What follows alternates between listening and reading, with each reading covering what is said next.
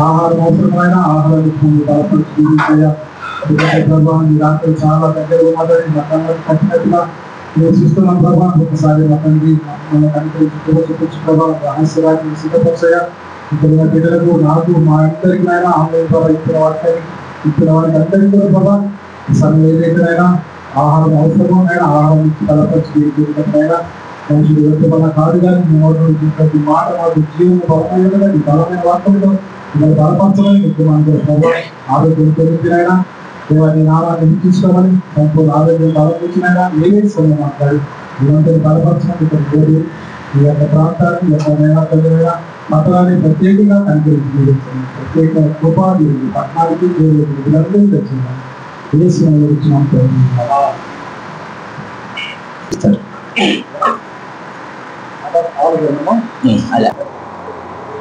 ఓకేనా? Praise the lord.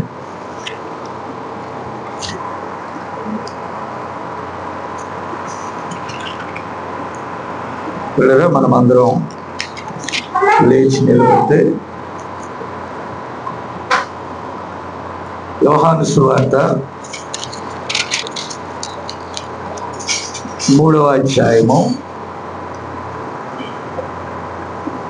3 నుంచి 6 వచనాలు నేను చదువుతున్నాను.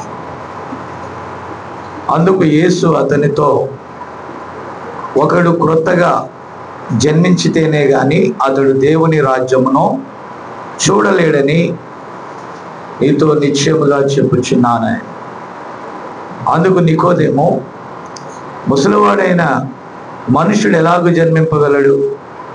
రెండవ మారు తల్లి గర్భమందు ప్రవేశించి జన్మింపగలడా అని ఆయనను అడుగగా యేసు ఇట్లా, ఒకడు నీటి మూలముగాను ఆత్మ మూలముగాను జన్మించితేనే గాని దేవుని రాజ్యములో ప్రవేశింపలేడని నీతో నిశ్చయముగా చెప్పుచున్నాను.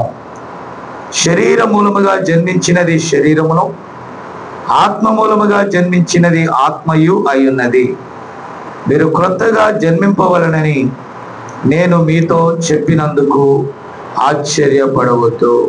చిన్న ప్రార్థన చేద్దాం.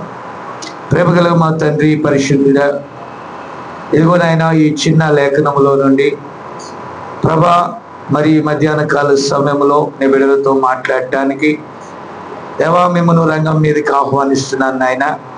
మీరు రండి, నీ బిడ్డలతో మాట్లాడండి, మాతో మాట్లాడండి.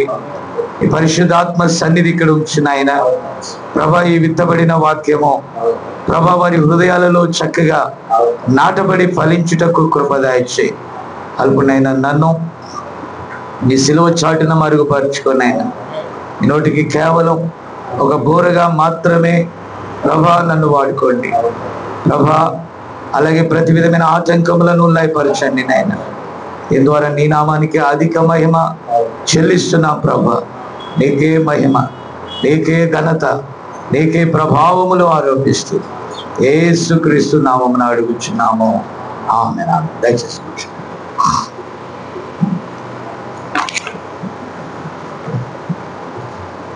దేవునికి స్తోత్రం.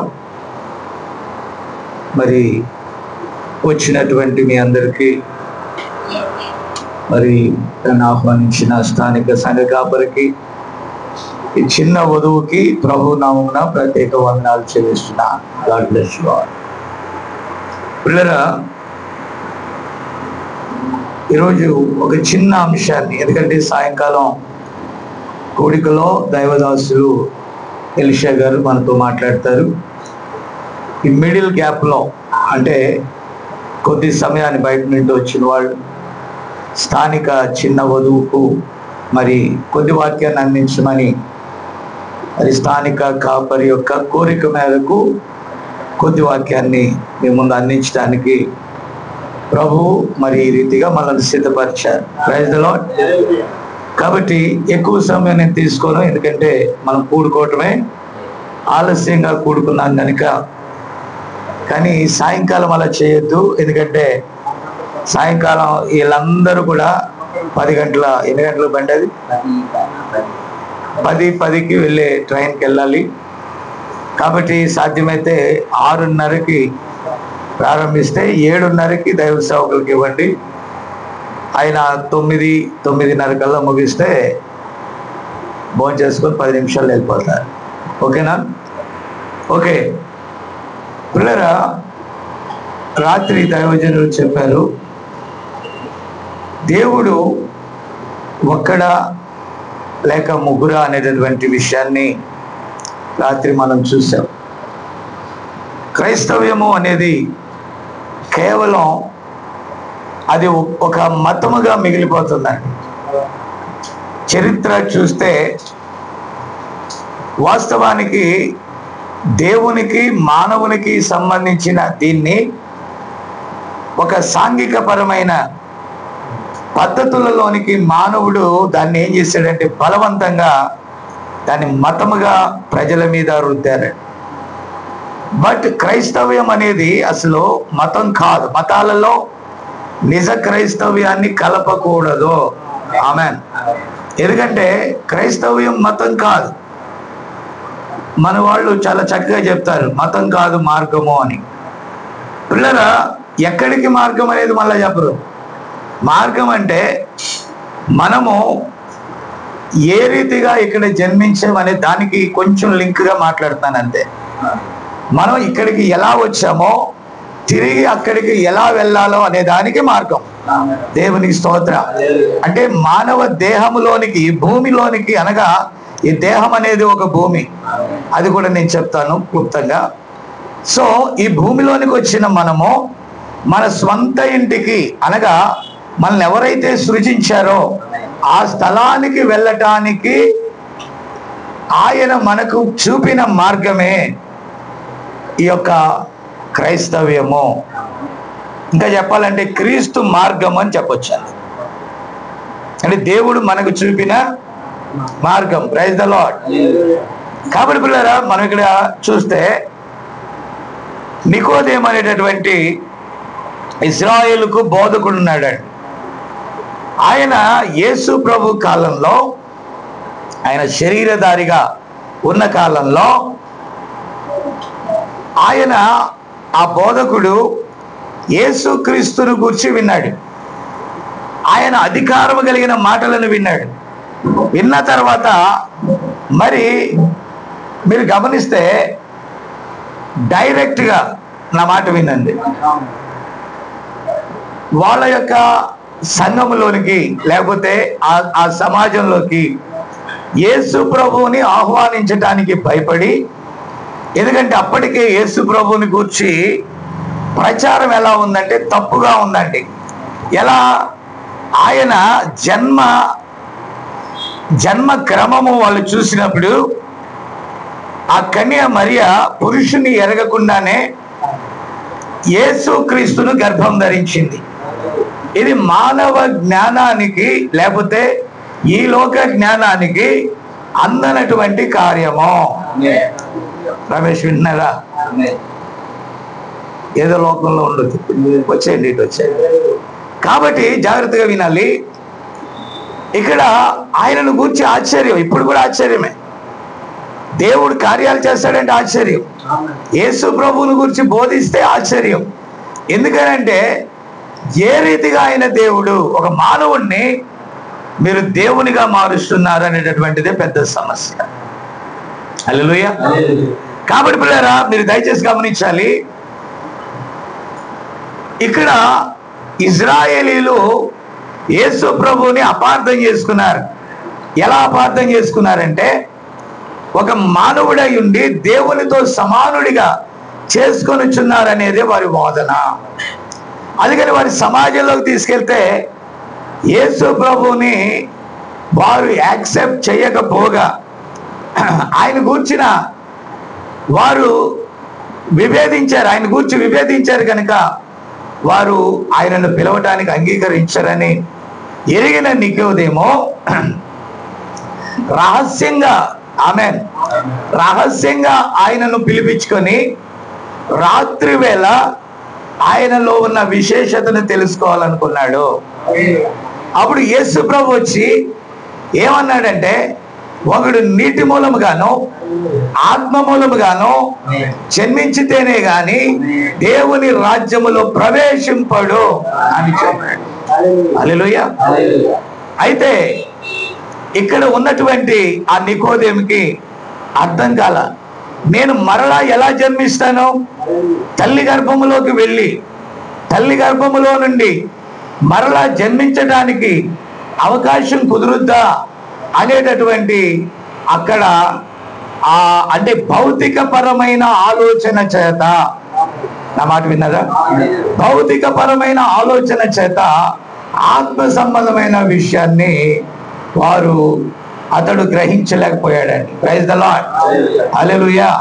కాబట్టి పిల్లరా, మీరు దయచేసి గమనించాలి. మరలా నేను ఎలా జన్మిస్తాను అని అడిగాడు.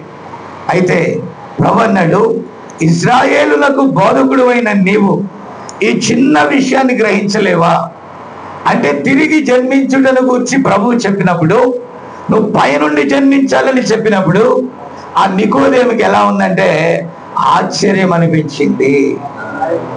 కానీ ఆయన చెప్పాడు, ఒక జన్మ ద్వారా మనం ఎలా వచ్చామో మనుషులందరూ కూడా పాపంలో పడిపోయారు.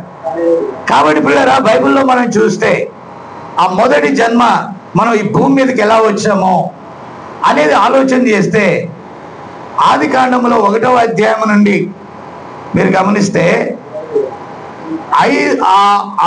మొదటి అధ్యాయము, 2వ అధ్యాయము, 3వ అధ్యాయం. మొదటి అధ్యాయంలో ఆ యొక్క సృష్టిని ఆయన చేస్తూ సూర్య చంద్రులను, ఆ వెలుగును సృజించి వేరు చేసి, విన్నారా, ఆయా విత్తనాలు, ఆయా సృష్టిని ఆయన చేశాడు. అలాగే ప్రియులారా, ఆ తర్వాత 2వ దినమున ఆయన ఏం చేయాలనుకున్నాడంటే ఒక మానవుని నిర్మాణం చేసి అక్కడ ఉన్న సమస్తమును ఏలునట్లుగా చేయాలన్నాడు. అది మొదటిగా సృష్టిని చేశాడు, సమస్తాన్ని, నేచర్. అందులోనికి మానవుని ప్రవేశింపజేశాడు. ఆ మానవుడు ఈ భూమిని ఏలమని చెప్పాడు. అక్కడ ఉన్న సమస్తం మీద నువ్వు ఏలుబడి చేయమని చెప్పాడండి. ప్రైజ్ ద లార్డ్, హల్లెలూయా. కాబట్టి ఈరోజు మనం దేనిలో ఉన్నాము అని అంటే భూమిలోనే ఉన్నాం. మన దేహము మట్టిలో నుండి వచ్చింది కాబట్టి మరలా ఎక్కడికి వెళ్ళిపోద్ది? అయితే దీన్ని ఏలమని ఆయన చెప్తున్నాడు. ఇందులో ఉన్నటువంటి సమస్తమును దేవుని వాక్య కమాండింగ్ లోకి మనం తెచ్చుకున్నట్లయితే మన దీన శరీరము మహిమ శరీరముగా మళ్ళా మార్చబడినది. కాబట్టి క్రైస్తవ్యం అర్థం కాక అన్యులకు అర్థం కాదు. అది అన్యులంటే వాక్యాన్ని ఎరగని వారికి అర్థం కాదు, బైబిల్ తెలియని వారికి అర్థం కాదు. వారు మాట్లాడుతున్నారు కానీ వారు ఎరుగక మాట్లాడుతున్నారు. వారు ఏం మాట్లాడుతున్నారు వారు ఎరగరు. వారు దేవుని కార్యాలను శరీర విషయాల్లోకి తీసుకొస్తే ఆత్మ విషయాలు అర్థం కావు. శరీర విషయాల మీదే చూస్తారు. ఆత్మ సంబంధులు ఆత్మ విషయాల మీద వారు మనసు పెడతారండి. కాబట్టి శరీర సంబంధమైన ఆలోచన మృతమైనది, ఆత్మ సంబంధమైనది నిత్య జీవము. ఆమేన్, ఆమేన్, ఆమేన్. కాబట్టి పిల్లరా, ఇప్పుడు దేవుడు సృష్టిని చేశాడు. ఆది యందు భూమి ఆకాశములను చేశాడు. అక్కడ రాత్రి మనం చూసాం, దేవుడే చేశాడు. హల్లెలూయా. కాబట్టి దేవుళ్ళు చేయలేదు. ఆయన ఆదిలో ఎలోహిముగా ఉన్నాడు. ఆయన ఒక్కడే ఉన్నాడు, అమరత్వం కలవాడై ఉన్నాడు. ఆయన్ని ఎవరు కూడా సమీపింపరాని తేజస్సులో ఉన్న ఆయన ఒకరోజు అనుకున్నాడు, నాకు ఒక కుటుంబం ఉండాలనుకున్నాడు. ఇదిగో నేను సృష్టించిన సృష్టిని ఏలటానికి ఒకరు కావాలనుకున్నాడు. కాబట్టి ఆయన తన కుటుంబముగా ఉండటానికి తనలో తాను ఆలోచించుకొని ఇదిగో మానవుణ్ణి తయారు చేశాడు. మానవుణ్ణి ఏ రూపంలో తయారు చేశాడు? తన స్వరూపములో సృష్టించాడు. ఆమేన్. మనం దేవుని పోలికై ఉన్నాము. హల్లెలూయా. కాబట్టి మనం దేవదూతల్లాగా ఆత్మస్వరూపులుగా ఉన్నట్లయితే ఈ భూమిని తాకటానికి, స్పృశించటానికి, ఇక్కడున్న దాన్ని అనుభవించటానికి అది పనికిరాదు. ఆత్మలుగా ఉండి మనం ఏదియో చేయలేం. కాబట్టి ఈ భౌతిక పరమైన భూమిలోనికి ఒక భౌతిక పరమైన ఒక వ్యక్తిగా అక్కడికి వచ్చి దాన్ని ఏలుబడి చేయటానికి అందులో నుండే తీయబడిన వాడై ఉండాలి. హల్లెలూయా. నా మాట అర్థమవుతుందా? కాబట్టి పిల్లరా, దేవుని యొక్క ఆలోచన ప్రకారం ముందు దూతలను సృజించాడు. వారు పాపంలో పడిపోయారు. వారిని దేవుడు ఆ పరిశుద్ధ స్థలములో నుండి నెట్టివేశాడు. Praise the Lord. కాబట్టి పిల్లరా, వారు మరి దేవునికి అవిధేయులై నెట్టివేయబడిన తర్వాత యేసు ప్రభు లేకపోతే దేవుడు తన పోలికగా ఒక మానవుణ్ణి నిర్మాణం చేయాలనుకున్నాడు. ఆమేన్. ఆ ప్రకృతి సంబంధమైన ఆ సమస్తమును ఏలటానికి ఆత్మస్వరూపిగా ఉన్నవాడు. మీరు గమనించారా? దాన్ని చేయలేడు. కానీ దేవుడు ఏం చేశాడంటే ఒక మానవుణ్ణి సృజించాడు.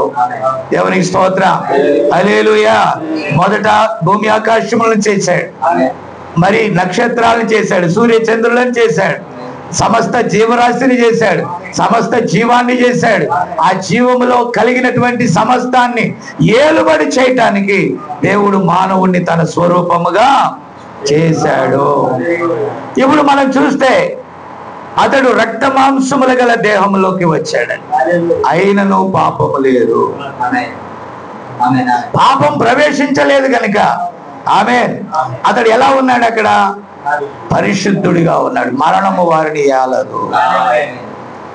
అంటే యుగ వాళ్ళు ఎంత కాలం అక్కడ ఉంటారో మనకు తెలియదు. బట్ మరణం అనేది లేదు, అంతం అనేది లేదు, అలాగే హాని చేసేది అక్కడ ఏమీ లేదు. అక్కడ ఒకరికొకరు కీడు చేసుకునేది లేదు. వారు ఏది కావాలంటే అది తినొచ్చు, వారు ఏది కావాలంటే అది చేయొచ్చు.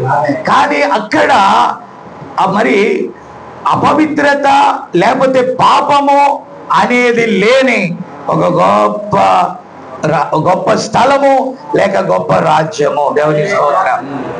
కాబట్టి ఆ రీతిగా దేవుడు మానవుణ్ణి ఎంతో చక్కగా మరి సృష్టించినప్పుడు దేవుని స్తోత్రం, అక్కడ వ్యాధులు లేవు, అక్కడ బాధలు లేవు, అక్కడ హాస్పిటల్ లేవు, అక్కడ కోర్టులు లేవు, అక్కడ పోలీస్ స్టేషన్ లేవు, అక్కడ దొంగలు లేరు, అక్కడ దోచుకుని వారు లేరు. అక్కడ ఒక సంతోషకరమైన సంతోషకరమైన సమాధానకరమైన జీవన విధానం అక్కడ ఉంది. అక్కడ ఆదామే అక్కడ అన్నిటి మీద హెడ్. ఇప్పుడు ఆదాముని దేవుడు ఎలా తయారు చేశాడు? నెంబర్ 1, ఆదికాండం 1:26 ప్రకారం తన పోలికలో చేశాడు. అంటే ఒక మహిమ గల ఆదాముగా చేశాడు. ఆ తర్వాత ఆదికాండము 1వ అధ్యాయము 2వ అధ్యాయము 7వ వచనం చదవండి. 2:7. నేల మట్టితో ఏ నేలను ఏలటానికి పంపాడో ఆమేన్, ఆ మట్టితో నరుని నిర్మాణం చేశాడండి, తయారు చేశాడు. తయారు చేసి తాను సృష్టించిన ఆదామును ఆ నరునిలో ప్రవేశింపచేశాడు. అందుకని అతడు ఏ ఆత్మ కలవాడై ఉన్నాడు? జీవాత్మ కలవాడై ఉన్నాడు. హల్లెలూయా, హల్లెలూయా. కాబట్టి Jesus is the mighty and lord Jesus is the all mighty. అనగా ఆయన మహిమ గలవాడు, అలాగే అదే స్థానంలో ఆయన సర్వశక్తి గలవాడు. ఆమేన్. కాబట్టి mighty God is always all mighty God. కాబట్టి అన్ని కాలాలలో ఆయన సర్వశక్తుడైన దేవునిగా తన సంకల్పాన్ని, ఆయన లేకుండా ఏదియో జరగలేదు. కలిగినది యావత్తు ఆయన మూలంగానే కలిగిందని బైబిల్ చెప్తుంది. హల్లెలూయా. కాబట్టి ఇప్పుడు ఆదాముని ఎలా సృజించాడు? తన పోలికలు సృజించి ఆ మట్టిలో లేకపోతే మట్టితో తయారు చేసిన దేహంలో అతన్ని ప్రవేశింపచేయగా అతడు జీవాత్మ ఆయను. ఆ తరువాత కాలంలో కొద్ది కాలము అతడు ఒంటరిగానే ఉన్నాడు. ఆదాము ఒంటరిగానే ఉన్నాడు. సృష్టి అంతా అతడు ఏలుబడిలో ఉంది. ఆమేన్. అతడు కంట్రోల్లోనే ఏదేను తోటంతా మరి లోబడి ఉంది. దేవుని స్తోత్రం. నేను చెప్పేది అర్థమవుతుందా? కాబట్టి అతడు ఒంటరిగా ఉండటం ఆయనకు ఇష్టం లేదు. సాటి అయిన సహాయం కావాలని ఆయన తనలోనే ముందుగా ఏర్పాటు చేసిన ప్రత్యుత్పత్తిగా ఉన్న స్త్రీ తత్వమును ఒక స్త్రీగా నిర్మించి ఆమె ఆ ఎముకను తీసి స్త్రీగా చేసి తిరిగి ఆదాముకు అప్పగించాడు. అప్పగించినప్పుడు ఆదాము అన్నాడు, నా ఎముకలలో ఎముక. ఆ మొదటి ఆదాము అన్నాడు, నా మాంసములో మాంసము నాలో నుండి తీయబడినది కనుక, ఈమె నాలో నుండి తీయబడినది కనుక నారి అన్నాడు. ఆమేన్. అంటే ఆమె నా సొత్తు, వారు ఏక శరీరమై ఉంటారు. ఈరోజు వాక్యం వల్ల పుట్టిన మనము, వాక్యములో నుండి తీయబడిన మనము తిరిగి వాక్యములో ఏకమై ఉండాలి. వాక్యం ఒక విధంగా, మనం ఒక విధంగా ఉన్నట్లయితే మనలో ఏదో తేడా ఉంది. ఆమేన్, ఆమేన్, ఆమేన్. కాబట్టి ఈరోజు ఇక్కడ ఉన్న ఈ పరిచర్య 100% వాక్యముతోనే ఎందుకున్నది అని అంటే, ఈ గడియకు పంపబడిన వర్తమానాన్ని నమ్మింది, వర్తమానికుని నమ్మింది. కాబట్టి లేఖనాల ప్రకారము ఏదైతే దేవుడు ముందుగా చెప్పాడో చెప్పినట్లుగానే ఆమె ఇక్కడ జరుగుట మనం చూస్తున్నాము. అంటే లేఖనాల ప్రకారము ఏదైతే ఉందో దాన్నే మనం అనుసరిస్తున్నాం. ఎందుకంటే భూమి ఆకాశం గతిస్తుంది, సర్వ సృష్టి గతిస్తుంది, ఆమేన్. కానీ ఈ వాక్యము గతించదు. ఎందుకు గతించదంటే వాక్యం ఏమై ఉన్నాడండి? వాక్యము దేవుడై ఉన్నాడు. హల్లెలూయా, హల్లెలూయా. దేవునికి స్తోత్రం కలుగును గాక. కాబట్టి ప్రియులారా, ఇక్కడ గమనిస్తే వారు ఏక శరీరం అయి ఉన్నారు, పాపము ఎరగని వారై ఉన్నారు. దేవుడు అన్నాడు మీరు ఫలించి అభివృద్ధి పొందమన్నాడు. అయితే 3వ అధ్యాయంలో మనం చూస్తే వారికి ఇవ్వబడిన ఆజ్ఞ దగ్గరికి వచ్చాడు. ఆదికాండం 3లో. చాలండి, తీయొద్దు, మీరు తర్వాత చదువుకోండి. సో ప్రియులారా, మీరు గమనిస్తే అక్కడ వారు ఎంతకాలము స్వేచ్ఛగా ఉన్నారో మనకు తెలియదు, కానీ దేవుడు ఒక ఆజ్ఞ ఇచ్చాడు. ఏదేనో తోటలో ఉన్న 2 వృక్షాలు ఉన్నాయి, ఒకటి జీవ వృక్షం, ఒకటి మరణ వృక్షం అనుకోండి. అదేనా మంచి చెడ్డ తెలియదు, గుడ్ అండ్ ఈవిల్. కాబట్టి దేవుడు ఏదైతే వద్దన్నాడో దానిని తినుట ద్వారా, లేకపోతే ఆజ్ఞను అతిక్రమించుట ద్వారా, త్రోసివేయట ద్వారా ఏమొచ్చిందంటే లోకంలోకి మరణం వచ్చింది.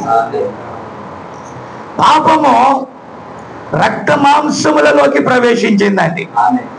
దేవుని యొక్క ఇక్కడ ప్రవక్త చెప్పిన ఒక విషయాన్ని చదువుతున్నా చూడండి.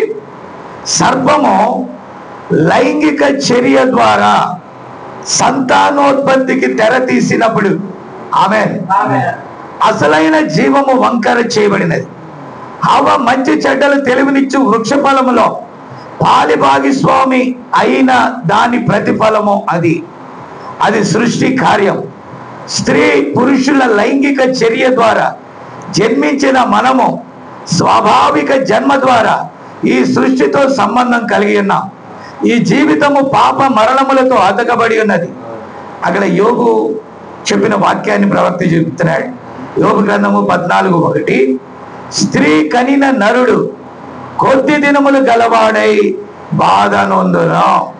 కాబట్టి ప్రియులారా, ఇది ఏ జన్మ? లైంగిక పరమైన జన్మ.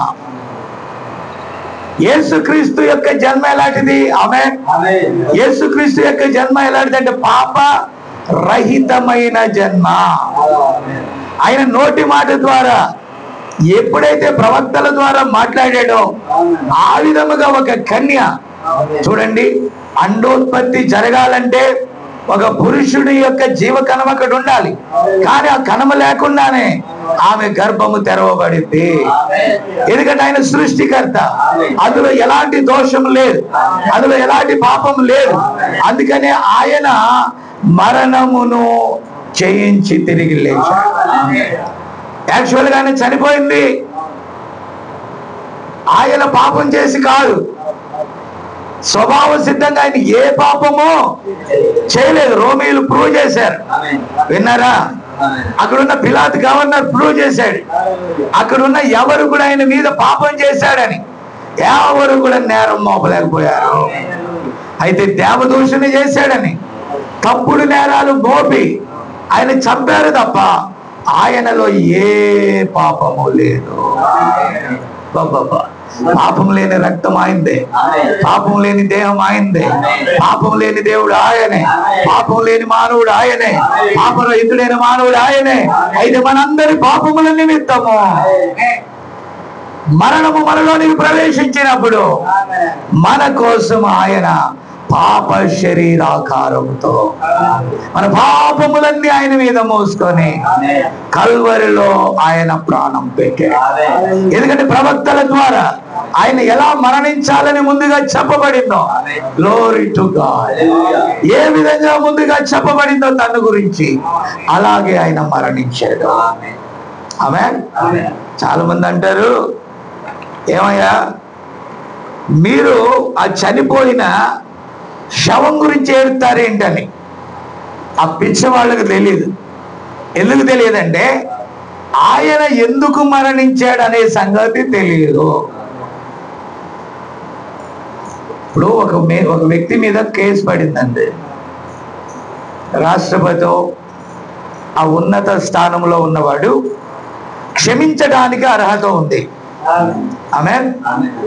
కాబట్టి అతడు తప్పు చేసినప్పుడు ఆ రాష్ట్రపతి అంటాడు, ఇతన్ని చంపొద్దు కానీ ఏదో ఒక 20 సంవత్సరాలు శిక్ష వేసి విడిపించేయండి అన్నాడు అనుకోండి. నా మాట విన్నారా? ఇప్పుడు అతడు ఎందుకు చెప్పాడు? అతడు ఆ అధికారంలో ఉన్నాడు కాబట్టి చెప్పాడు. అవునా? కాబట్టి అతడు చెప్పిన మాట ప్రకారం కింద ఉన్న వాళ్ళందరూ వినాల. వినేసి అతడు నేరము చేసినప్పటికీ, విన్నారా, నేరం చేసినప్పటికీ రాష్ట్రపతి ఉత్తర్వులు కనుక, రాష్ట్రపతి యొక్క ఉత్తర్వులు కనుక అది కొట్టివేయబడుతుంది. ఈరోజు మన పాప శాప రుణాన్ని ఎవరు తీర్చారు? యేసు ప్రభు తీర్చాడు. ఇప్పుడు ఆయన ఏమన్నాడు? నేను మీ కొరకు మరణించానని మీరు నమ్మితే, మీ కొరకు సమాధి చేయబడ్డానని మీరు నమ్మితే, మీ కొరకు తిరిగి లేచానని మీరు నమ్మితే, మీ విశ్వాసం ద్వారా మీరు రక్షించబడతారు. ఇప్పుడు రాష్ట్రపతి నేనే నేరం చేశాను అనుకోండి. రాష్ట్రపతి ఒక ఉత్తర్వు చిన్న కాగితం రాసి ఆ జైలు అధికారులకి పంపించాడు. ఎవరి ద్వారా పంపించాడు? ఈ చిన్న అనుకోండి, ఫర్ ఎగ్జాంపుల్ ఈ చిన్న లెటర్ తీసుకొని వచ్చాడు. ఆ లెటర్ తీసుకొని వస్తే ఇక్కడ జైల్లో ఉన్న నేను, రేపో మాపో ఉరి శిక్ష పడేటటువంటి నేను అన్నాను, నేను నమ్మను, నాకు అలాంటి జరగదు, నేను తప్పు చేశాను, నా మీద శిక్ష పడింది, నేను చనిపోతాను, ఎవరు ఎన్ని పేపర్లు రాసిచ్చినా, ఎవరు ఏ చీటీ ఇచ్చినా నేను నమ్మను అనుకున్నాను అనుకోండి, బయటకు వస్తానా? అది నీ యొక్క విఘ్నతకు విడవబడుతుంది. దాంట్లో బలత్కారం ఏమీ లేదు. ఆయన మరణమును జయించాడు, ఆయన మరణమును నిర్వీర్యం చేశాడు, ఆయన మరణాన్ని జయించి తిరిగి లేచాడు. ఇప్పుడు అతని సంతకం చెల్లుద్ది. 3 మేకులంట. ఆ 3 మేకులతో, వినారా, ఆ 3 మేకులతో పాపమునకు ఆయన ఏం చేశాడండి? ప్రాయశ్చిత్తం చేశాడు. పాపము యొక్క పత్రమును చించేశాడు. ఆయన సిలువకు బిడగొట్టి దాన్ని ఏం చేశాడండి? నిర్వీర్యం చేసి పడేశాడు. దాన్ని తీసుకెళ్లి వేడుకగా అప్పగించాడు. విన్నారా? ఆయన రక్తము ద్వారా శాంతి చేశాడు. అది నీవు ఈ కాలంలో, ఈ తరంలో ఆయన చేసిన ఆ కార్యాన్ని లేఖనాల ద్వారా నువ్వు నమ్మి విశ్వసిస్తే నువ్వు రక్షించబడతావు. నీ ఆత్మ రక్షించబడుతుంది. నీ ఆత్మ నిత్య జీవంలో ఉంటది. ఇదంతా దేని మీద ఆధారపడి ఉందంటే ఏ భౌతికత మీద ఆధారపడి లేదు. అది దేని మీద ఆధారపడి ఉందంటే నీ విశ్వాసం మీద ఆధారపడి. హల్లెలూయా. ఫర్ ఎగ్జాంపుల్, గురయ్య ఒక రైలు ఎక్కాడు. హోస్పేట రాగానే ఫలానా స్థలము నుండి ఫలానా స్థలం వెళ్ళేటటువంటి రైలు 1వ నెంబర్ మీద ఉంది అని చెప్పగానే మనవాడు వెళ్ళాడు. అయితే అంతకు ముందు వచ్చిన ట్రైను ఇంకా 1వ నెంబర్ మీద నుంచి వెళ్ళలేదని. ఇప్పుడు గురయ్య దాంట్లో కూర్చొని, నేను నమ్మాను, ఇక్కడ అనౌన్స్ చేశారు 1వ నెంబర్ మీద ఏముంది? బండి ఉంది, నేను రైలు ఎక్కాను, ఇది ఖచ్చితంగా తరులుపాడు వెళ్తుందని అంటే ఉబ్బులు వెళ్ళింది. అప్పుడు నువ్వేం కావాలి? నీకేం కావాలి? దాన్ని గూర్చిన స్పష్టత కావాలి. ఆ స్పష్టత బైబిల్.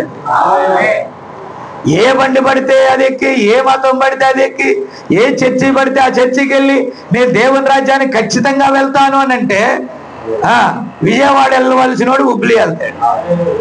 నా మాట విన్నారా? అందుకని లేఖనాలను దేవుడు మనకి ఇచ్చాడు. ఆ లేఖనాల ద్వారా మనం ఏమై ఉన్నామో దానిని ఆయన మనకు తెలియజేశాడు. ఇప్పుడు మనం ఒకటి అర్థం చేసుకున్నాం. అది ఏమని అర్థం చేసుకున్నాం? మనము భూమి మీద మనమే జన్మించలేదని, దేవుని ఆత్మ మూలంగా జన్మించామని మనం అర్థం చేసుకున్నాం. ఓకేనా? అంటే దేవుడే మనల్ని సృజించాడని అర్థం చేసుకున్నాం. అందుకని మన పాపంలో పడిపోయినప్పుడు అపవాదముల ద్వారా దేవుడు వద్దన్న వృక్ష ఫలములు, లేకపోతే ఆ చెడు కార్యం, లేకపోతే అక్రమం, లేకపోతే ఆ ఘోరమైన కార్యం, వాక్య వ్యతిరేకమైన కార్యం, ధర్మ విరోధమైన కార్యం జరుగుట ద్వారా మనం మరణంలోకి వచ్చేస్తాం. అయినను కృప సత్య సంపూర్ణుడైన దేవుడు ఆ మరణములోని మనల్ని జీవంలోనికి తీసుకుని వెళ్ళటానికి ఆయన మరణము ఆవశ్యకమై ఉన్నది. ఆమేన్. ఓకే, చూడండి, 1 యోహాను 5వ అధ్యాయము 6 నుండి 8 వచనాలు నేను చదువుతున్నాను. నెంబర్ 1 చూడండి, 6వ వచనం. నీళ్ల ద్వారా, నెంబర్ 2 రక్తము ద్వారా వచ్చిన వాడు ఈయనే, అనగా యేసుక్రీస్తే. ఇప్పుడు చూడండి, నీళ్లతోనూ రక్తముతోనూ వచ్చెను. ఆత్మ సత్యము గనుక సాక్ష్యం ఇచ్చువాడు ఆత్మయే. సాక్ష్యం ఇచ్చువారు ముగ్గురు, అనగా ఆత్మయు, నీళ్లును, రక్తమును. ఈ ముగ్గురు ఏకీభవించి ఉన్నారు. ఏంటండి? వాటర్, బ్లడ్, అంతేనా? వర్డ్ అంటే దేవుని యొక్క మాట, లేకపోతే దేవుని యొక్క జీవం, లేకపోతే దేవుని యొక్క ఆత్మ. కాబట్టి పిల్లరా, ఇప్పుడు స్వాభావిక జన్మ దగ్గరికి వెళ్దాం. పాపం వలన, లైంగిక చర్య వలన మానవుడు జన్మించేటప్పుడు, ఒక స్త్రీ గర్భవతి అయితే ఆమె ప్రసవించేటప్పుడు 3 కార్యాలు జరుగుతాయి. మొట్టమొదటిగా ఉమ్మ నీరు బయటకు వస్తుంది, అదేనా? ఏమంటారు కన్నడలో? అదేనా?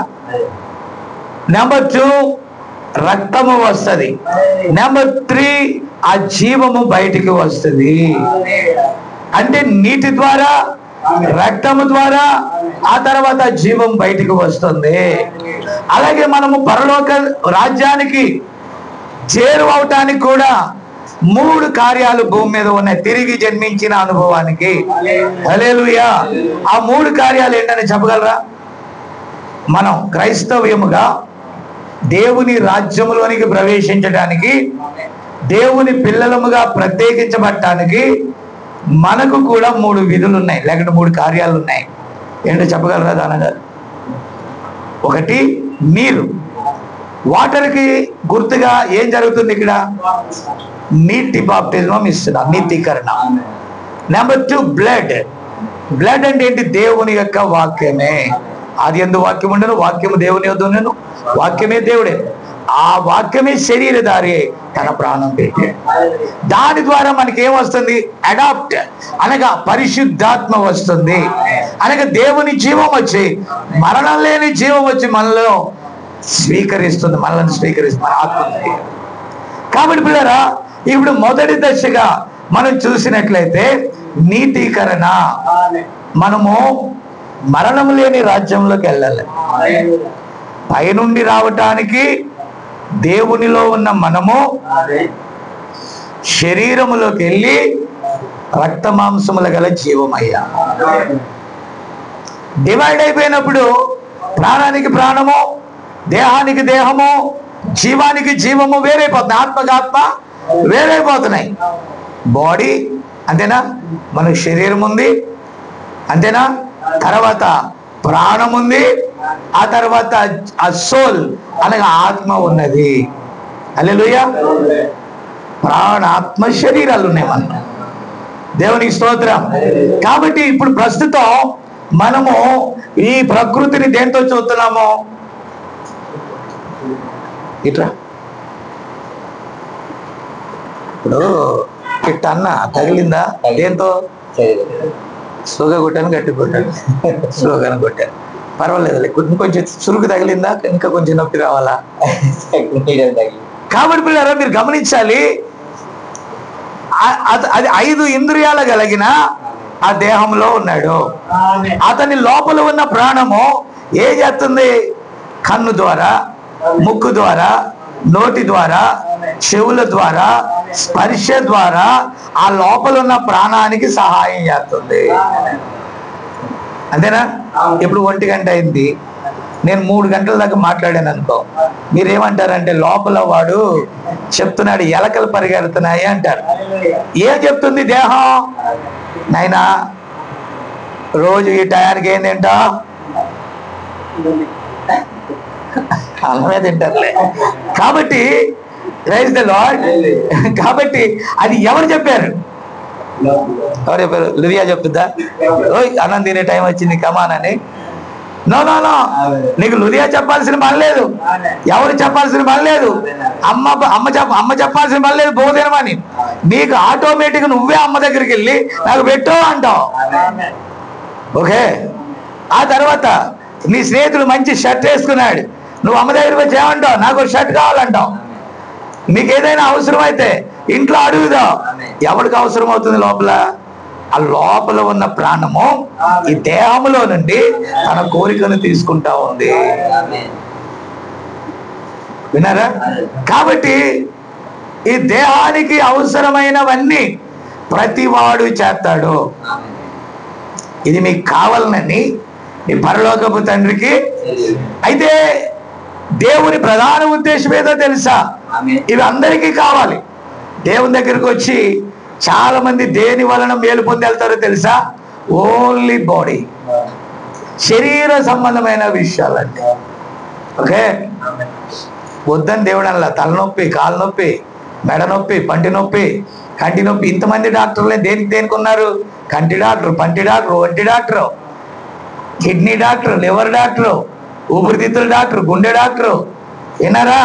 ఎముకల డాక్టరు, పిల్లల డాక్టర్, పెద్దల డాక్టర్, తాతల డాక్టర్, విన్నారా?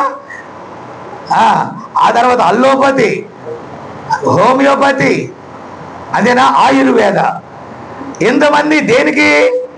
ఎప్పుడో ఒకప్పుడు సచ్చే ఈ దేహానికి. హల్లెలూయా.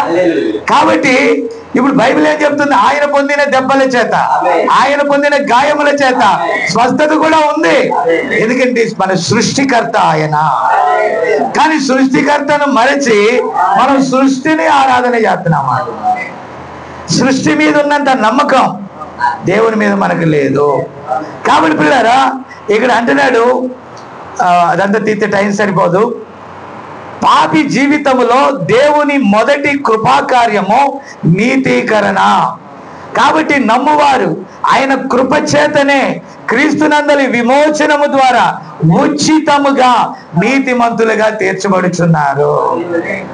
ఈ మీటింగ్ గురించి మన ప్రతాప్ వాళ్ళు నాకు చెప్తున్నాడు, ఏమయ్యా ఈ రోజుల్లో సంఘాల్లో ఏదైనా ఉంటే మేము అన్ని చర్చిలో చేసుకుంటున్నాం, పబ్లిక్గా మీటింగ్ పెట్టాలంటే ఖర్చు అవుతుంది కదా, ఈ రోజుల్లో హొస్పేటలో ఖర్చు పెట్టి మీటింగ్లు ఎవరు చేస్తున్నారు, మీకేమైనా సపోర్ట్ ఉందా అని అడిగారంట. ఏముందా సపోర్ట్? అంటే ఎక్కడి నుంచి వస్తుంది? కొండల తట్టు నాకు కన్నులు ఎత్తుచున్నాను, నాకు సహాయం ఎక్కడి నుండి వచ్చినో? తుంగభద్ర డ్యామ్ లో నుండి వచ్చినా? కాదు కదా.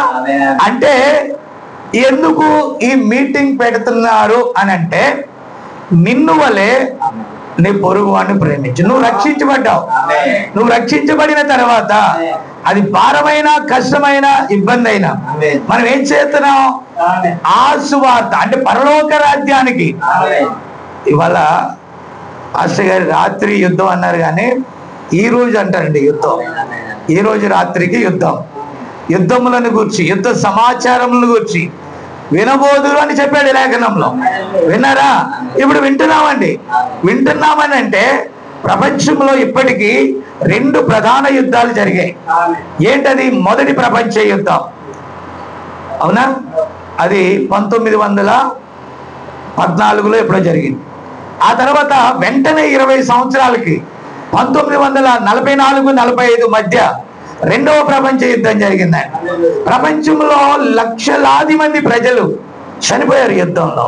కాళ్ళు చేతులు తెగబడ్డాయి, సగం సగం అవయవాలతో ఉన్నారు. హిరోషిమా నాగసాకి అనగా జపాన్ లో, విన్నారా? ఆ ప్రాంతంలో అయితే ఒక భూమి ఇంతవరకు పనికి రాకుండా పోయింది. ఇన్ని తరాలుగా పుట్టిన వారందరూ కూడా అవయవ లోపాలతో పుడుతున్నారండి. ఇప్పుడు గ్లోబలైజేషన్, ఇంకా ఏమనాలి, పొల్యూషన్ ఎక్కువైపోయి, విన్నారా? ప్రపంచ వ్యాప్తంగా సకల రోగాలు, క్యాన్సర్లు, ఇతరత్ర వీటన్నిటికీ కారణం ఏంటో తెలుసా? End time. చాలా మంది నన్ను అడుగుతున్నారు, ఎండ్ టైం మీటింగ్స్ అంటున్నారు, ఏంటయ్యా అని. విన్నారా? కాలము యొక్క ముగింపు అని అంటే దేవుడు కాలానికి ఆరంభం పెట్టినప్పుడు, కాలానికి ముగింపు పెట్టినప్పుడు, ముగింపులో ఏది జరుగుతాయని చెప్పాడో అవన్నీ జరుగుట, నెరవేరుట మనం చూసాం కనుక ఇది కాలము యొక్క ముగింపని, కాలము యొక్క ముగింపుకి ఇవ్వబడిన వాక్యము యొక్క నెరవేర్పు దినాలని మనం చూసాం కాబట్టి ఇవి ముగింపు కూడికలో లాస్ట్ కాలింగ్. ఇది చివరి స్వరం. ఈ చివరి స్వరాన్నైనా విని ప్రభు యొక్క రాకడలో ఎత్తబాటులో ఉంటారని, ఒకవేళ మరణిస్తే తిరిగి లేస్తారనేటటువంటి ఆ విషయాన్ని ఎరిగి చెప్పకుండా ఉండలేకనే ఎంతో భారమైన, కష్టమైన, ఇబ్బంది అయినా తెలియచేయాలి. ప్రభు అంత గొప్ప కార్యం చేశాడు కనుక మనం కూడా కార్యములను ఆ దినము సమీపించే కొలది మరెక్కువగా కూడుకొని చెప్పడానికి మనలను దేవుని ఆత్మ తొందర చేస్తుంది. ప్రైజ్ ది లార్డ్, హల్లెలూయా. అందుచేతనే నువ్వు అలాగే చెప్పని చెప్పానండి జోసెఫ్ గారికి, అలాగే చెప్పాను. కాబట్టి పిల్లరా, నేను చెప్పేది ఏంటంటే, ఎందుకు నన్ను అడుగుతారు, మీరు అక్కడక్కడ వెళ్తానే ఉంటారు, జాగ్రత్త ఎండగా అంటాడు. నేనంటాను, సృష్టికర్త పని మీద వెళ్ళేటప్పుడు సూర్యుడు కూడా ఆగొచ్చు, చంద్రుడు కూడా నిలవచ్చు. నేను అంతేగాని మొండిగా వెళ్ళను, ఆయన చెప్పమనకుండా వెళ్ళను, ఆయన పొమ్మని చెప్పకుండా నేను బయలుదేరను. ఆయన పొమ్మంటే ఎండైనా వానైనా, అక్కడ ఇప్పుడు యుద్ధం జరుగుతున్నా కూడా వెళ్ళాలి, తప్పదు. ఎందుకంటే ఆ యుద్ధం కంటే ఈ యుద్ధం గొప్పది. దేవుని స్తోత్రం కలుగును గాక. ఇప్పుడు రెండవ ప్రపంచ యుద్ధం అయిపోయింది. ఇప్పుడు మనం వెళ్ళబోయే యుద్ధం మనం వెళ్ళలేదు, దేవుని నమ్మిన వారు వెళ్ళరు. ప్రవక్త అంటాడు, ఒక అణుబాంబు కూడా వధువుంటే వధువు మీద పాడదు. ఆమె ఎందుకంటే ర్యాప్చర్ ఈ వధువు ఎత్తబడకుండా యాంటీ క్రైస్ట్ రాడు. వాడి కాలంలో శాంతి ఒప్పందము వీగిపోయాక అప్పుడు హర్మగిద్దోను యుద్ధం జరుగుద్ది. లాస్ట్ లో గోగు మాగోగు ద్వారా ఈ పాత భూమిని, పాత ఆకాశాన్ని దేవుడు ప్రక్షాళన చేస్తాడు. బైబిల్లో 3 కార్యాలు ఉన్నాయి, మనకు తెలుసు కదా. అది మొదటి కార్యం నోవాహు జల ప్రళయం, రెండవ కార్యం ప్రభువు కల్వరిలో కార్చిన రక్తం, మూడవ కార్యం అగ్ని. కాబట్టి నోవాహు సూచన ఆ జల ప్రళయంలో నుండి నీటి ద్వారా దేవుడు ప్రక్షాళన చేశాడు, నీటి బాప్తిస్తానికి గుర్తుగా. రెండవది క్రీస్తు కల్వరి రక్తం, వాక్య శుద్ధీకరణ. చర్చిలో జరగాల్సిందేంటో తెలుసా?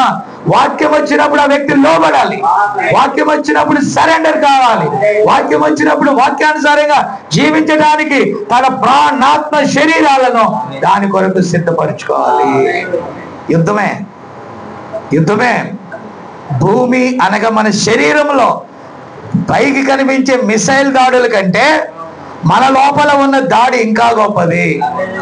నరుని కాలము భూమి మీద యుద్ధ కాలం. దేవుని మనసుకి, మానవ మనసుకి, లోకానికి, దేవునికి మధ్య ఒక గొప్ప పోరాటములో మనం మదన పడుతూ ఉన్నాం ఇక్కడ. ఏమే దేవుని స్తోత్రం. కాబట్టి పిల్లరా, ఇక్కడ మొదట నీతీకరణ జరుగుతుంది. ఈ నీతీకరణలో విశ్వాసము ద్వారా మనం వాక్యాన్ని అంగీకరించి వాక్యానికి లోబడేట ద్వారా సత్యవాక్యమును నమ్మి మారు మనసు నిమిత్తము మనం ఏం పొందుతున్నాం? నీటి బాప్తిజమం పొందుతున్నాం, మనసు మార్చుకుంటున్నాం. ఎలాగనంటే మన పాపముల ద్వారా, ఆమేన్, మన పితరులు చేసిన శాపము మన మీద ఏలుబడి కలుగుటను బట్టి, ఆమేన్, ఈ సమస్తమైన కల్మషము, సమస్తమైన దుష్టత్వము వీటిని మాని మన ఆత్మలను రక్షించుకోవటానికి ఏం చేస్తున్నాం తెలుసా? ఒప్పుకోలు చేస్తున్నాము. మొట్టమొదటి ఏం చేస్తున్నాం? ఒప్పుకోలు చేస్తున్నాం. ఏమని చేస్తున్నాం చూడండి. 1 యోహాను 1:8 చదవండి త్వరగా. 8, 9, 10 వచనాలు. 1 యోహాను 1:8, 9, 10. మనము ఇక్కడ చూడండి, పాపము చాలా మంది అంటే నేనేం పాపం చేశాను? నేను అంటున్నాను, ఆజ్ఞాతిక్రమమే పాపం. ఈ సృష్టిలో మొదటి మానవుడు, మొదటి స్త్రీ పాపం చేయటం ద్వారా లైంగిక అందుకే దావీదు అంటాడు, నా తల్లి గర్భమును, అంటే తల్లి గర్భములో నేను ఉన్నప్పుడే ఆమె నన్ను పాపములోనే కన్నది అని. మరి పాపం లేని నరుడు ఎవడు భూమి మీద? ఏ భేదము లేదు, అందరూ పాపం చేశారు. కాబట్టి పాపం చేయలేదని చెప్పుకున్నట బుద్ధిహీనత. చదవండి. ఓకే. చివరికి మనలను మనమే మోసపుచ్చుకుంటాం. ఓకే. మనలో సత్యం ఉండదు, వాక్యం ఉండదు. ఓకే. మన పాపములను ఇప్పుడు ఏం చేస్తున్నాం? మొట్టమొదటిగా మన కోసం విజయ్ యేసు ప్రభు మరణించాడని మనం ఒప్పుకుంటున్నాం ఆయన దగ్గర. మన పాపములకు ప్రాయశ్చిత్తం అడుగుతున్నాం. మన ఒప్పుకోలును ఆయన సన్నిధిలో మనల్ని మనం కడుక్కుంటున్నాం అక్కడ. ఆమేన్. కాబట్టి అలా ఒప్పింప చేయు ఆత్మ మనలో ఉన్న తప్పులు, మనలో ఉన్న పొరపాట్లను చూపించి ఒప్పుకున్నట్లుగా బలవంతం చేస్తుంది. ఇక రెండవది, విరిగి నలిగిన హృదయాన్ని దేవుడు అలక్ష్యం చేయడు. ఎప్పుడైతే పాపం చేశామని దైవ చిత్తానుసారమైన దుఃఖం మనలో కలుగుతుందో, మనం ఆవేదనతో ప్రభువా నేను పాపిని క్షమించమని మనం అడిగినప్పుడు ఆయన మన పాపములకు ప్రాయశ్చిత్తం చేస్తున్నాడు. కాబట్టి మారు మనస్సు అంటే ఏంటో తెలుసా? ఇదిగో నేను పాపినని గ్రహించి పాపములకు ప్రాయశ్చిత్తం యేసులోనే ఉందని తెలుసుకొని ఇదిగో మారు మనసు పొంది ఆయన ఆజ్ఞలు అంగీకరించి ఆయన నామమున బాప్తిస్మం పొందామా, ఒక మెట్టెక్కాం. జన్మలో, పరలోక జన్మలో, తిరిగి జన్మించిన అనుభవంలో, నూతన సృష్టిలోకి నువ్వు ఒక అడుగు వేసావు. దేవునికి స్తోత్రం కలుగును గాక. ఇక రెండవది శుద్ధీకరణ. చూడండి, 1 తెస్స 4వ అధ్యాయము, క్షమించాలి, అంతే 4వ అధ్యాయము 3, 4 వచనాలు. 1 తెస్స 4వ అధ్యాయం 3. మీరు పరిశుద్ధులగుటకే అనగా మీరు జారత్వమునకును దూరముగా ఉండుటే దేవుని చిత్తము. ఈ దేహము దేవుడు మనకి ఇచ్చినది మన ఇష్టానుసారంగా వాడుకోవటానికి కాదు, మీ అవయవాలతో జారత్వం చేయటానికి కాదు. మీ దేహము దేవుని యొక్క ఆలయం. నా మాట అర్థమవుతుందా మీకు? మన దేహం ఏంటండి? దేవుడు ఆయన తయారు చేశాడు. మనం ఎవరు ఉండాలని తయారు చేసుకున్నాడు? ఆయనే ఉండాలని తయారు చేసుకున్నాడు. చాలా మందికి అర్థం కాదు, కానీ అందరని నేను చెప్పను, కానీ దేవుని యొక్క గొర్రె పిల్ల యొక్క జీవ గ్రంథంలో ఎవరి పేర్లైతే ఉంటాయో, గ్లోరీ, ఎవరి పేర్లైతే ఉంటాయో వారినే దేవుడు ప్రత్యేకపరుస్తున్నాడు. వారి ఆత్మ దేవుని యొక్క ఆత్మ. ఎందుకనంటే అది 10,000 ప్రపంచాల కంటే గొప్పది. కేవలం ఈ దృశ్యమైన దానికోసం కాదు దేవుడు. అదృశ్యమైనటువంటి లోకాలు ఉన్నాయి, మధ్యాకాశం ఉన్నది, దేవుని పరిశుద్ధ స్థలం ఉన్నది, పాతాళం ఉన్నది. ఇవన్నీ కూడా దేవుని బైబిల్లో చెప్పిన ప్రతిదీ కూడా ఉన్నది. చాలా మంది అంటారు పాపం చేస్తే నువ్వు కుక్కలాగా అవుతావు, నక్కలాగా అవుతావు అని. లేదని బైబిల్ అలా చెప్పలా. పాపం చేసి ఒక వ్యక్తి మరణిస్తే పాతాళంలో యాతన పడతాడని ఉంది. ఎలా ఉందండి? అతడు పాతాళంలో యాతన పడతాడని ఉంది. Praise the Lord. కాబట్టి ప్రియులారా, కానీ చాలా మంది ఏం చెప్తున్నారు?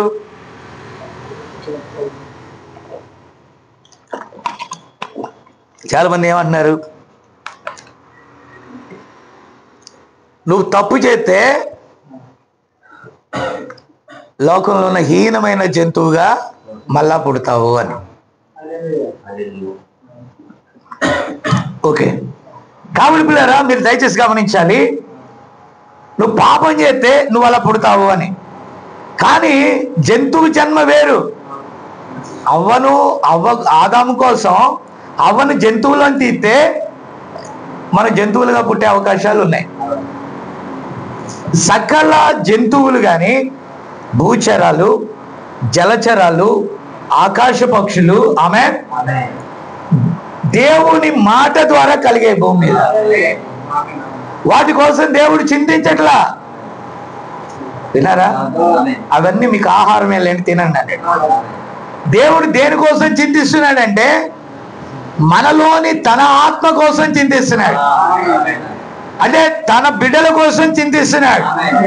వీఆర్ ఆల్ మాస్టర్ పీస్ అనగా దేవునిలో భాగమై ఉన్నాం మనం. దానికోసం ఆయన చింతిస్తున్నాడు. ఆ ఒక్క ఆత్మ 10,000 ప్రపంచాల కంటే గొప్పదంట. మన భూమి, ఆకాశాలు ఇవన్నీ చిన్న ప్రపంచం, కానీ మనముండే ప్రపంచం చాలా పెద్ద ప్రపంచం. అదే అంటే ఆత్మ అందులో ఒక భాగమై ఉన్నది. అంత విలువైనది కనుకనే ఈరోజు మీరు సర్వలోకానికి వెళ్ళి సర్వ సృష్టికి ప్రకటించమన్న దేనికంటే అందరినీ మతం మార్చేయమని కాదండి, ఈ మతంలోకి రమ్మని కాదు. మీరు ప్రకటించండి, నా ప్రణాళికలో ఉన్నవాడే నమ్ముతాడు. చాలా మంది అనుకుంటున్నారు, చాలా మంది చర్చిలకు వెళ్ళిపోతున్నారు, గుంపులుగా వెళ్తున్నారు. ఎందుకు వెళ్ళరండి? వాళ్ళందరూ ఎవరు? వాళ్ళు మత సంబంధులు. ఫర్ ఎగ్జాంపుల్, మా తాత ముత్తాత అంతేనా? ఇంచుమించుగా భారతదేశానికి క్రీస్తు యేసు యొక్క అపోస్తలుడు అంతేనా మొదటి శతాబ్దంలోనే చెన్నై పట్టణానికి వచ్చాడు తోమా. అతడు కొంతమందికి వాక్యం చెప్పాడని. ఆ తర్వాత కొద్ది కాలం ఇంకా లేదు. మళ్ళా బ్రిటిష్ వారు వచ్చి ఎక్కడెక్కడికైతే వారు వెళ్ళారో అక్కడ మిషనరీలు వెళ్ళారు. బ్రిటిష్ వాడు క్రైస్తవుడు కాదు, అమెరికా వాడు క్రైస్తవుడు కాదు, జర్మనీ వాడు క్రైస్తవుడు కాదు, క్రైస్తవులని పేరు పెట్టుకున్న వారు క్రైస్తవులు కాదు.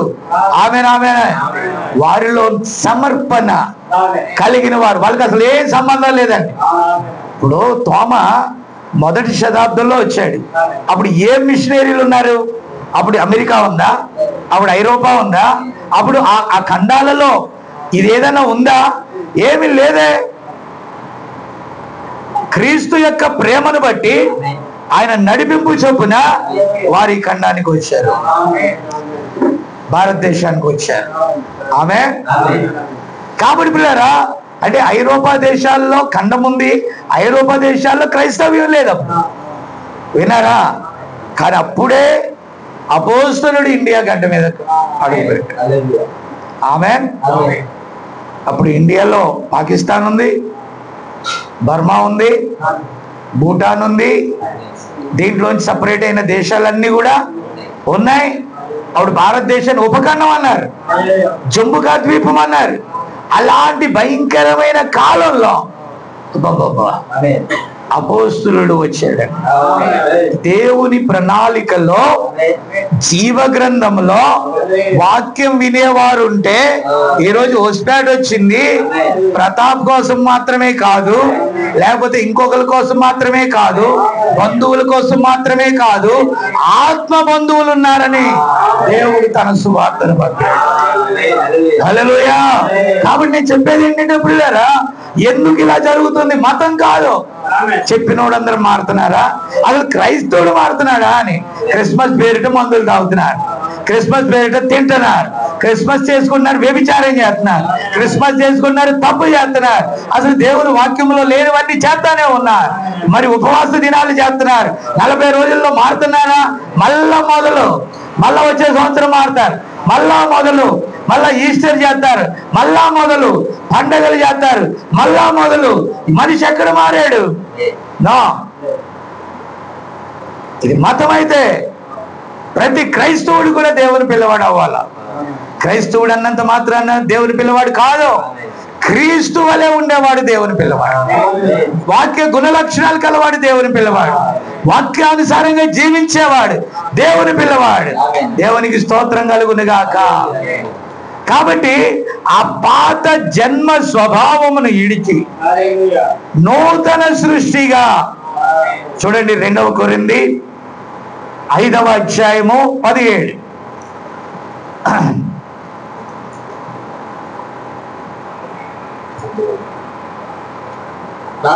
కాగా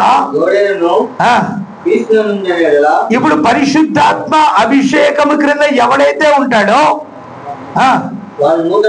అంటే ఏంటంటే పాత సృష్టిలో పాపం ఉంది, పాత సృష్టిలో నేరాలు ఉన్నాయి, పాత సృష్టిలో ద్వేషాలు ఉన్నాయి, పాత సృష్టిలో అసూయ ఉంది. కయ్యూను హేబేలును అసూయ చేత చంపాడు. ఆ చంపే గుణ లక్షణాలు మనలో కూడా ఉన్నాయి. కానీ క్రీస్తు గుణం మనలోకి వచ్చినప్పుడు, ప్రభు యొక్క ఆత్మ మనలోకి వచ్చినప్పుడు, పరిశుద్ధాత్మలను పొందుకున్నప్పుడు వాక్య విరోధమైన కార్యాన్ని మనం చేయలేము. తొట్టిల్లుతున్నామంటే మనం మొదటి దశలోనే ఉన్నాం. నీతికరణ తొట్టిల్లుతున్నామంటే చర్చిలకు మాత్రమే వెళ్తున్నాం, వాక్యాన్ని అంగీకరించట్లేదు.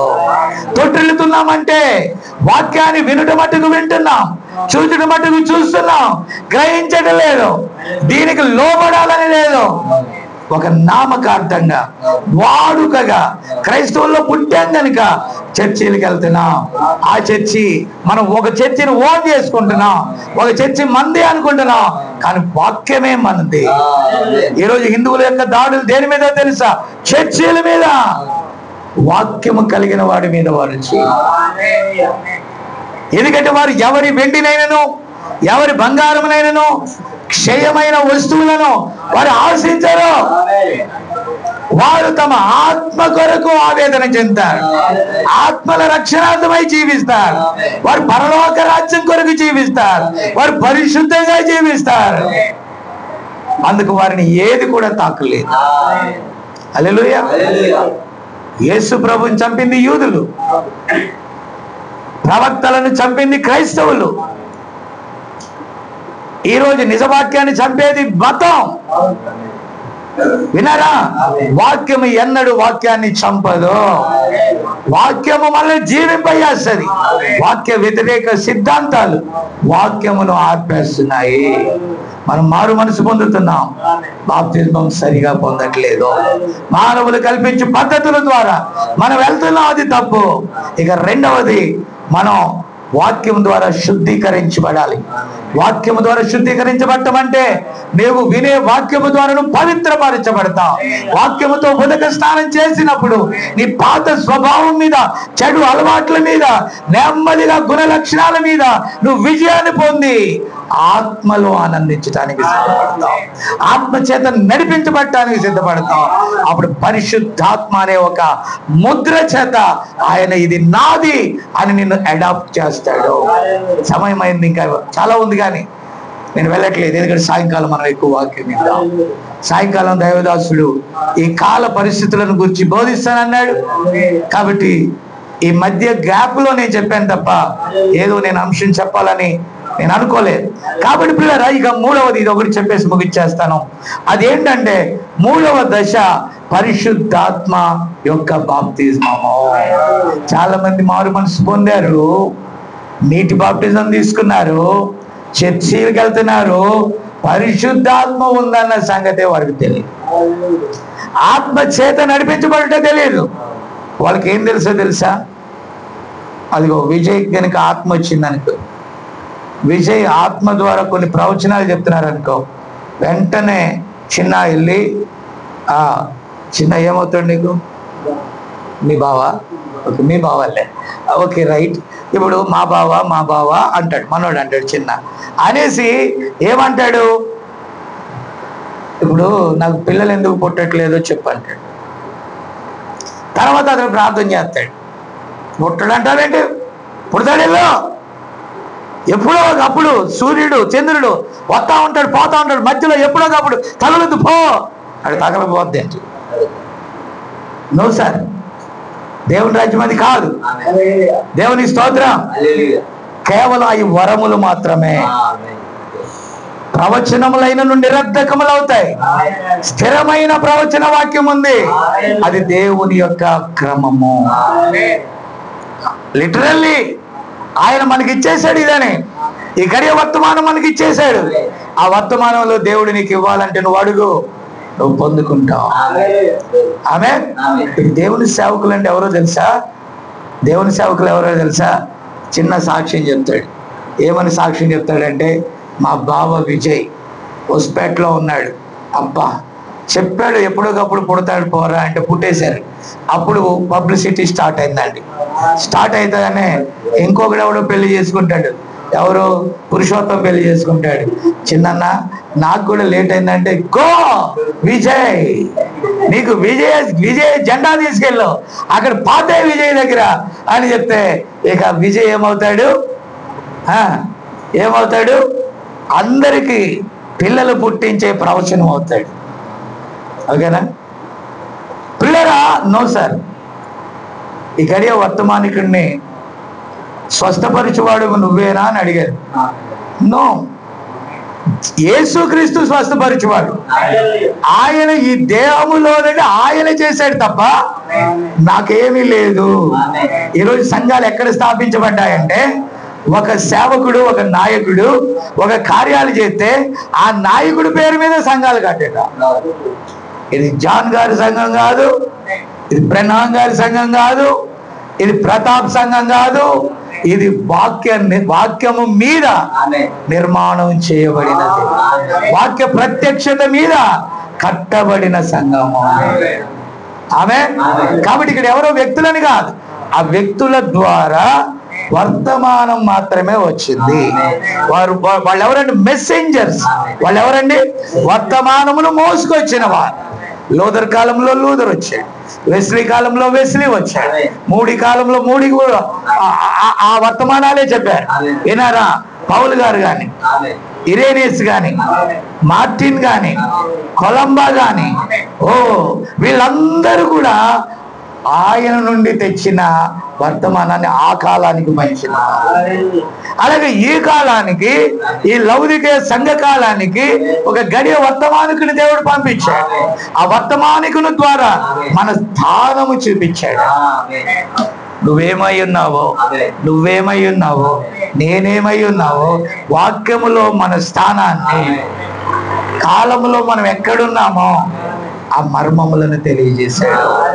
అప్పుడు అది తెలుసుకున్న మనము క్రీస్తులో పాలివారం గనుక ఆయనతో ఐక్యమవటానికి మేఘాల మీద కొనిపోబడుటకు మనం సిద్ధపడతాము. ఓకే, కాబట్టి ఇక్కడ అంటున్నాడు, పాప జీవితంలో దేవుని మూడవ కృపాకార్యము పరిశుద్ధాత్మ బాప్టిజమము. ఇంకా ఇదంతా చెప్పాలంటే చాలా అవుతుంది.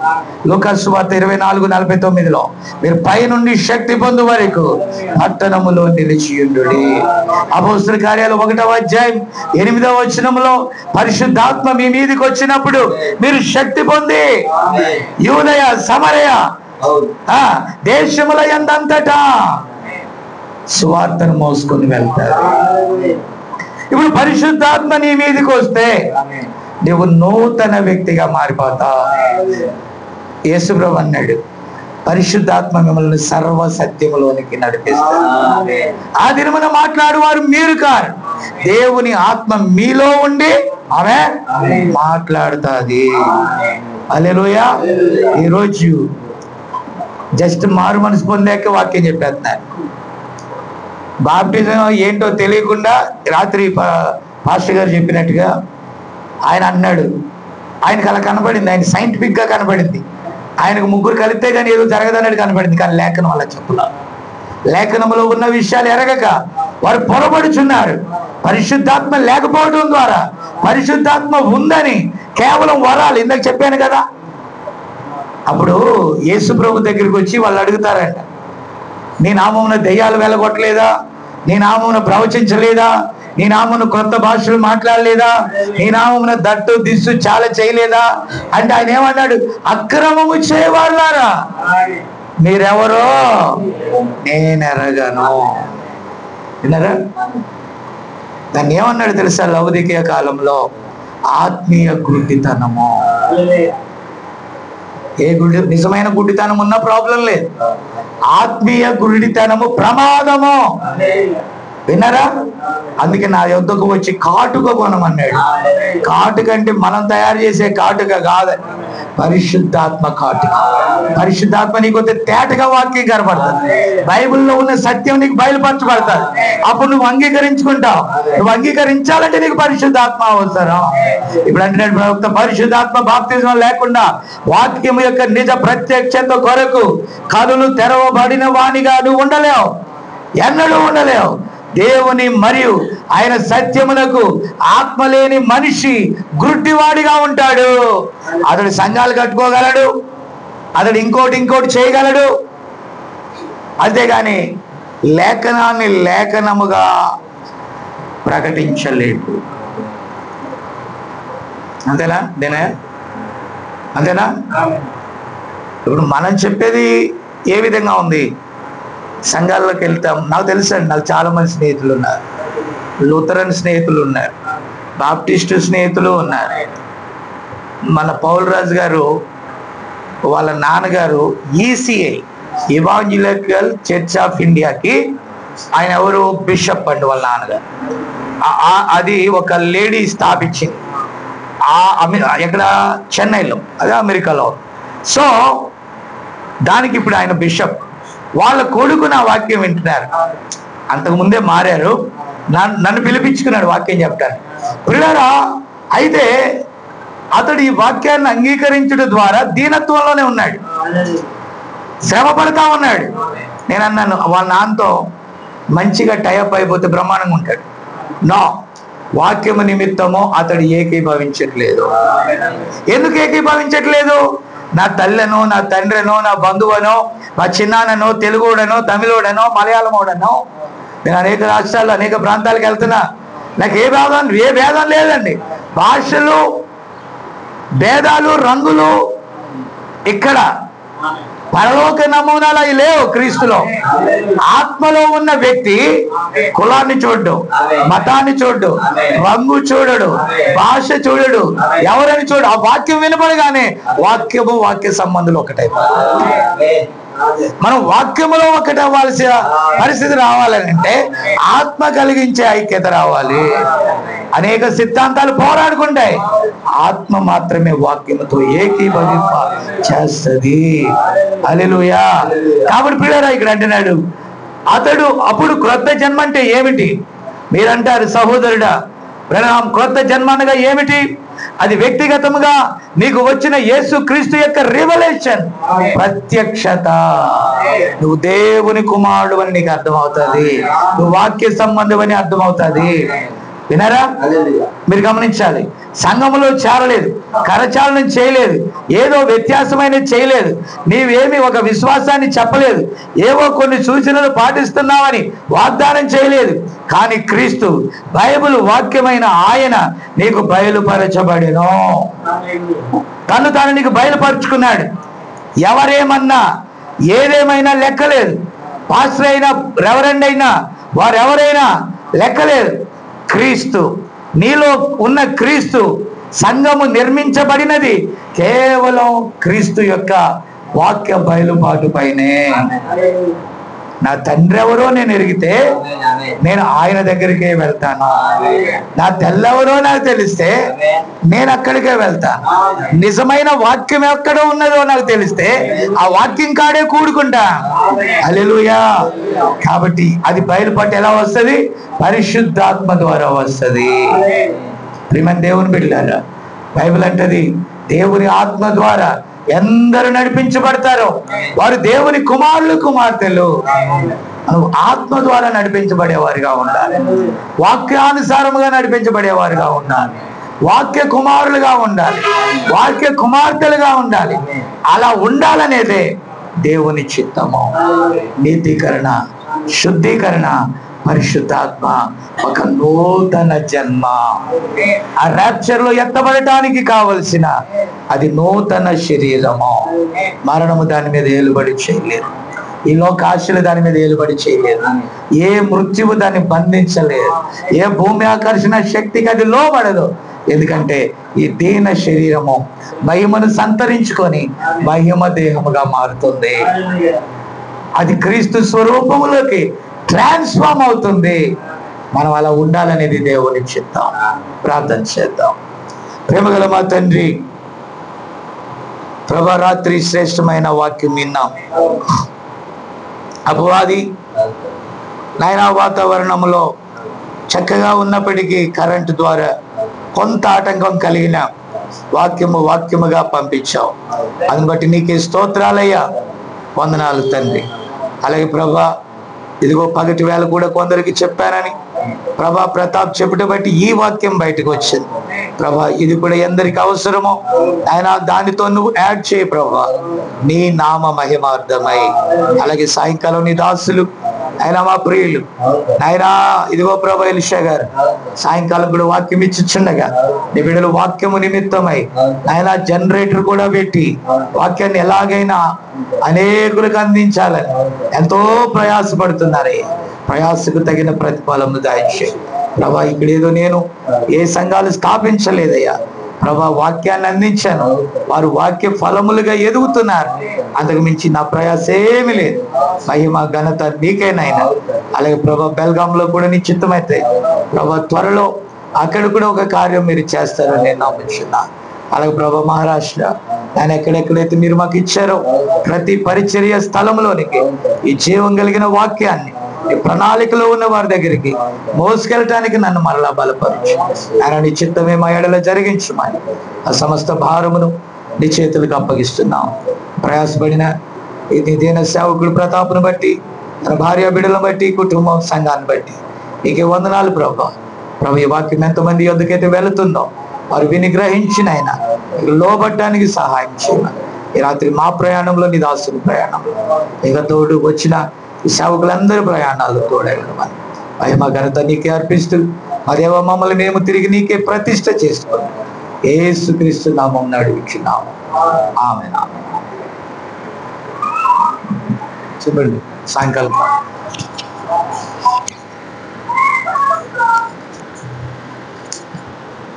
అవేనా ఈ ప్రత్యేక వందనాలు ప్రభుపేట ప్రత్యేక వందనాలు తెలియజేస్తున్నాను. ప్రియమైన దేవుని బిడ్డలారా, మరి ఇక్కడ మరి ఈ పరిచర్య దేవుని కృప ద్వారా మా మధ్యకి దైవ సేవకుల ద్వారా వాక్యం మా దగ్గరికి వచ్చింది, వర్తమానం మా దగ్గరికి వచ్చింది. మరి వచ్చిన సమయంలో మరి మాకు ఇక్కడ చాలా మందికి కూడా ఈ వర్తమానము వాక్యం అసలు అర్థం కాలేదు. మరి అంత అవగాహన కూడా లేని ప్రజలు అయినప్పటికీ దేవుని కృప ద్వారా దేవుడు మరి అల్పుడను అయోగ్యుడైన నన్ను జ్ఞాపకం చేసుకొని మరి వాక్యాన్ని అర్థం చేసుకునే దానికి దేవుడు కృపనిచ్చి మరి ఆయన ఆత్మనిచ్చి అర్థం చేసుకునే దానికి మరి సహకారుగా నాకు ఆయన ఉండి మరి వాక్యం ద్వారా నన్ను నడిపించాడు. అందుని బట్టి దేవునికి ప్రత్యేక వందనాలు తెలియజేస్తున్నాను. మరి ప్రేమైన దేవుని బిడ్డలారా, ఇదేదో ఎవరినో ఏదో పిలిచి అదే ఏదో ఇప్పుడు దైవ సేవకులు చెప్పినట్టుగా ఇది జాన్ కోల గారి చర్చి కాదు, ప్రతాప్ చర్చి కాదు. చాలా మంది ఒక ఆ మాట అనలేక నాకు ఎందుకో గుర్తుకు వచ్చింది. దైవ సేవకులు చెప్పలేకే ఒక పెద్ద ఆయన వచ్చాడు, ఇలాగే దానం గారు లాగానే ఒక ఆయన వచ్చి ఇక్కడ కూర్చొని వాళ్ళ ఇంటి నుంచి ఫోన్ వస్తే ప్రతాప్ చర్చికి వెళ్ళానని చెప్తా ఉన్నాడు. ప్రతాప్ చర్చికి వెళ్ళానని చెప్తా ఉన్నాడు. అంటే చర్చ్ ప్రతాప్ది కాదు. అందుకే మీ దేహము దేవుని ఆలయం అన్నాడు. అంటే ఆయన మనలో ఉంటానని చెప్పాడు, కానీ ఏదో ఒక మందిరంలో ఒక దాంట్లో ఉంటానని ఆయన చెప్పలేదు. హల్లెలూయా. అంటే ప్రతి ఒక్కరిలోనూ ఆయన ఉంటానని చెప్పాడు. అందుని బట్టి దేవునికి స్తోత్రం. అలాగే ప్రేమైన దేవుని బిడ్డలారా, మరి ఏదో ఒక చర్చిగా చేయడం కాదు, కానీ మనమందరము దేవుని బిడ్డలము. దేవుని ద్వారా మనము నిర్మించబడ్డాము. దేవుని ద్వారా మనము నడిపించబడాలని మనం ఆశ కలిగి ఉండాలి. అంటే వాక్యం ద్వారా మనం నడిపించబడి వాక్యానుసారంగా జీవించి వాక్య ప్రకారంగా మనము ముందుకెళ్తే దేవుడు మనలో ఉండి మనతో మాట్లాడుతూ దేవుని బిడ్డలకు మనం జీవించి మరి ఒకరోజు దేవుణ్ణి కలుసుకుంటాం. హల్లెలూయా. అలాగే మీరు సాయంత్రం కూడా అక్కడ మనకు అంటే శాంతినగర్ అక్కడ స్కూల్ ఉంది. మరి స్కూల్ దగ్గర మనము ఒక వాక్యం కొరకు అంత ఏర్పాటు చేస్తున్నారు. అక్కడ అందరూ కూడా మీరు దయచేసి ఆ సమయం పాటించి అందరూ కూడా సమయానికి రావాల్సిందిగా నేను ప్రభుపేట మనవి చేస్తున్నాను. అలాగే ఈ రోజు కూడా అలాంటి ఏది కూడా తొందరపాటు ఉండదని దేవుని పేట నేను ప్రార్థన చేస్తున్నాం. దేవుడు అవన్నీ కూడా ఆయన చేతుల్లోనే ఆయన చేతికి అన్ని కూడా ఒప్పచెప్తున్నాం. ఆయనే చూసుకుంటాడు. ఎందుకంటే సమస్తాన్ని ఎరిగిన దేవుడు, సమస్తాన్ని సృష్టించిన సృష్టికర్త, ఆయనకి అన్నీ తెలుసు. ఆయనకి ఏ సమయంలో ఏది చేయాలో అన్ని కూడా ఆయన తెలుసు. కాబట్టి ఆయన ఎలాగ నడిపిస్తే మనం అలాగే నడుచుకుంటూ అలాగే మనము వెళ్దాం. దేవుడు అవన్నీ కూడా చక్కగా జరగడానికి కృపనిచ్చింది గాక. మరి సమయం మరి మీ అందరు కూడా ప్రభుపేట వందనాలు తెలియజేస్తున్నాం. Praise Lord. హల్లెలూయా.